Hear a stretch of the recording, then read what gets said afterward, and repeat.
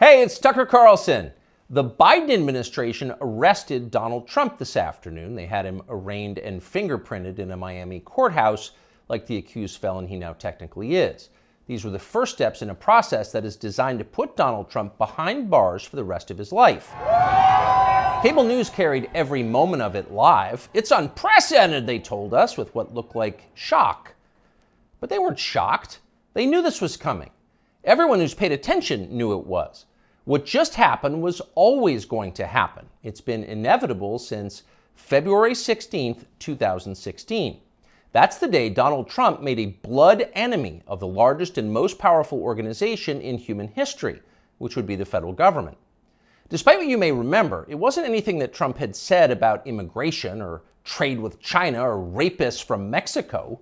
Those are the stories that dominated the headlines that year. Trump's a racist, they screamed. Stop him. But inside Washington, that was just noise. None of it really rated. Identity politics doesn't mean much to permanent Washington. What matters, then and now, is foreign policy. The invasions and occupations and proxy wars. The decisions that determine which global populations will thrive and which will die. The policies that come with trillion-dollar price tags. The ones that, over time, have made the counties around D.C. the richest suburbs in the world. In Washington, that's what actually matters. And it's obvious when you look carefully. When there's a debate about anything else, for example, the debt ceiling, both sides take their assigned positions and they start yelling. But when Congress decides to start a war, no matter how foolish or counterproductive or obviously disconnected from America's core interests that war may be, when that happens, the leaders of both parties automatically jump behind it like circus clowns. And then they stay there, sometimes for decades. They defend that war relentlessly against all evidence until somebody finally rings the all-clear bell and they can begin to admit that actually, maybe it wasn't such a great idea. We meant well, but it just didn't work out. The good news is we've learned a lot of important lessons. In the end, they usually do say something like that, but only after emotions have cooled and the damning details have begun to fade from collective memory. It's an apology that's not actually an apology, much less repentance, and it's years too late to matter in any case. But until then, that's all you're getting. Until then, no dissent is allowed. That's the first rule of Washington. But somehow Trump didn't bother to follow it. He is from out of town, so maybe he didn't know it was a rule, or maybe he just didn't care. Either way, 7.5 years later, we can point to the precise moment that permanent Washington decided to send Donald Trump to prison. Here it is. It's from the Republican candidates debate in Greenville, South Carolina. We should have never been in Iraq. We have destabilized the Middle East. They lied. Okay. They said there were weapons of mass destruction. There were none, and they knew there were none. There were no weapons of mass destruction. All right.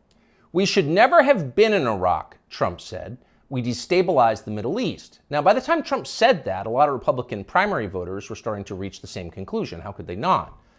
But it was the next line that doomed Trump to today's arrest. They lied, he said. There were no weapons of mass destruction, and they knew there were none. Now, when he said that, a few in the crowd booed. Most just sat there in silence, stunned. Can he say that? Well, he said it anyway. And by saying that, he sealed his fate. That was the one thing you were not allowed to say, because it implicated too many people on both sides, which on this topic is really just one side. Hillary Clinton was guilty of it, but so was Paul Ryan.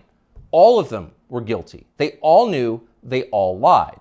And to a person, they hated Donald Trump for exposing them.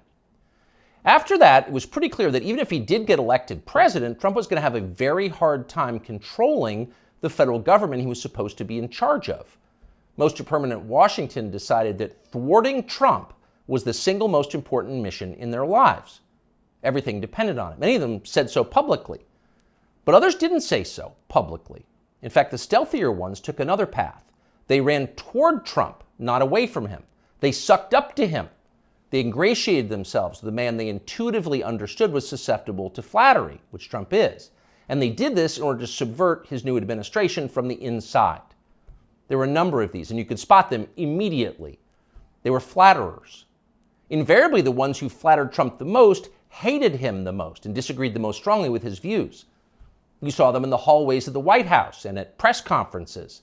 They were there slobbering over their boss with elaborate self-abasement, as if they were addressing a monarch or a god. It was a scene from the Ottoman court. It was filthy and decadent, and it was false. Mike Pence, Nikki Haley, Mike Pompeo, Lindsey Graham in the Congress. They all called Trump a visionary genius up until the moment he lost power. And then they unsheathed their real agenda, as always the neocon war agenda, and they piled on with maximum force. Here's Mike Pompeo, for example, on Fox News this morning. President Trump had classified documents where he shouldn't have had them, and then when given the opportunity to return them, he chose not to do that for whatever reason. When somebody identifies that, you got to turn them in. And so that's inconsistent with protecting America's soldiers, sailors, airmen, and Marines. And if the allegations are true, some of these were pretty serious, important documents. And so that's wrong. May future historians hoping to unlock the mysteries of late Empire Washington study that clip, because it will reveal everything. That very same Mike Pompeo, the one who's sneering at Donald Trump on TV this morning, that guy served Donald Trump as both CIA director and as Secretary of State. Those are the two most powerful jobs in the federal government. And as he worked in those jobs, Pompeo promised, in fact, he swore, to support the president's agenda. Why? Because that's the way a democracy works. You vote for a candidate in the belief that his appointees will carry out the policies that you voted for. It's not about the president, it's about you, the voter. But Pompeo didn't do that. He didn't even try to do that. In fact, he undermined Trump's often stated commitment to peace and non-intervention abroad at every turn. His every waking hour was devoted to fomenting war in some faraway foreign country or other. Iran, Syria, Russia, North Korea, the list goes on. But rather than telling Trump that he disagreed with his ideas, as a man would, Pompeo toadied up to Trump, a man he despised, in the oiliest, most over-the-top way imaginable. Ask anyone who worked in that White House at the time. Who is the appointee most likely to tell Donald Trump on a daily basis that he was handsome, virile, sleek, and powerful? Mike Pompeo. That will be the consensus answer.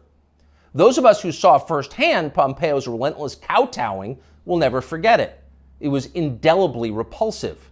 No one with self-respect could do something like that. But Mike Pompeo did it effortlessly, with relish and verve.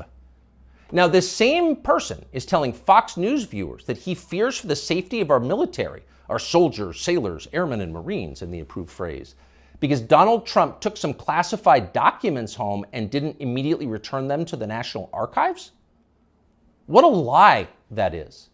Mike Pompeo knows that's a lie. He spent his entire life in Washington. Washington is a city where internal memos about Labor Day are classified because everything is classified. Your government has classified more than 1 billion federal documents, most of them boring and pointless and a danger to no one, and locked them away in secret where you can't see them because you may be an American citizen, but not really, and therefore you don't have the necessary clearances to know what's going on. And by the way, none of this is done in order to make America safer, any more than COVID restrictions were designed to keep you healthy. No, it's a caste system. That's the point. And you're the untouchable in this hierarchy. Mike Pompeo knows that. Everybody who works in Washington knows that. How many secret documents do you think Dick Cheney took home with him while he was running the Iraq War? How many did his wife read? She never had a clearance. We'll never know the answer because there is no chance Dick Cheney will ever be investigated or his staffers will be told to wear wires in his presence. He will never be indicted for this. Of course not. Dick Cheney is a neocon. Donald Trump is not. Dick Cheney supports war with Russia. Trump does not. That's the difference. The rest is just a distraction. The prosecution of Donald Trump is transparently political. He's literally Joe Biden's main political opponent. He's polling over 60% among Republican voters right now. So Joe Biden is doing what no president has ever dared to do. He's using law enforcement to lock up his chief rival. That's happening right now. Anyone who denies it's happening is lying to you. But actually, it's worse than that. Trump's prosecution isn't just political, it's ideological. Nobody with Trump's views is allowed to have power in this country. Criticize our wars and you're disqualified. If you keep it up, we'll send you to prison. That's the message Washington is sending. Not just the Democratic Party is sending, but both parties are sending. Like so many Republicans, for example, the supposedly conservative governor of Texas, Greg Abbott, spent yesterday totally ignoring the destruction of the American justice system. Instead, he signed a highly important bill called the Crown Act, which according to the celebratory tweet Abbott sent commemorating it, will, quote, prohibit discrimination based on textures and hairstyles historically associated with race. In other words, in Texas, cornrows are now protected by law. Having unapproved views about Ukraine is not. That's fine with most elected Republicans. They find Trump tiresome and embarrassing. Their donors hate him. They will not be sad if he dies in jail. But what about voters? What are they learning from this spectacle? Well, mostly they're learning that they have no power at all because nobody cares about them. But they already knew that. Unlike so many of our elected leaders, they have been to America recently. They know what it looks like. Have you seen it? If you've got a few days this summer, find out. Take a road trip and see for yourself. Drive 500 miles in any direction and then come home. How are things looking? Well, they should look great. The federal government spent $6.5 trillion last year. That's more than any government has ever spent, ever. So at the very least, you would expect pristine public roads. Oh no, that's not what you see when you drive around this country. There are potholes and Jersey barriers everywhere. Looks like Tegucigalpa before the Chinese decided to rebuild the infrastructure of Honduras. We don't have China buying our roads. So they're falling apart. You'd think the people you would pass on your road trip would look happy and prosperous. Again, this is a very rich country. But a lot of them don't.